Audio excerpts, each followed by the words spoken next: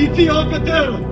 Një operacion i policisë e Elbasanit që synonte neutralizimin e disa personave të armatosur në një lokal të qytetit u la në hije nga një incident i papritur mes prokurorit të çështjes, Gjergj Seka, dhe avokatit Ulian Bajrami, gjatë seancës së masave të sigurisë. Përplasja mes tyre që përfundoi me shoqërimin për orë të tëra të avokatit në komisariat, spostoi vëmendje nga ngjarja kryesore, arrestimin e një grupi të madh personash.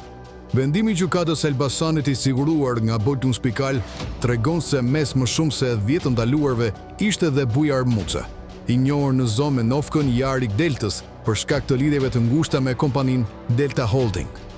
Ai u arrestua për mos kallëzim krimi, por u lirua 3 ditë më vonë, pasi gjykata i caktoi masën detyrim për paraqitje, të njëjtën që kishte kërkuar prokuroria.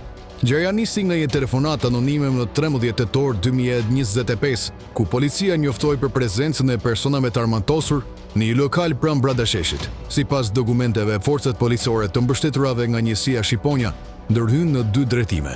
Në momentin e hyrjes, rreth 10 persona ndodheshin në një tavolinë afër banakut dhe disa prej tyre reaguan me arrogancë, duke sfiduar efektivët me frazën: "A e dini se më kë keni të bëni?" Gjatë kontrolleve u gjetëm 2 armë paleje dhe një tret që rezultoi e rregullt.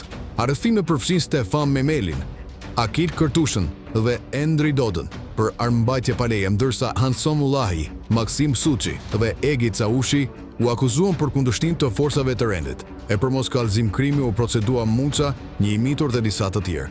Në vendimin e datës 17 tetor 2025, gjykata dha masa të ndryshme sigurie, 5 arrest me burg dhe 1 arrest në shtëpi, dhe 7 të tjerë detyrim për paraqitje.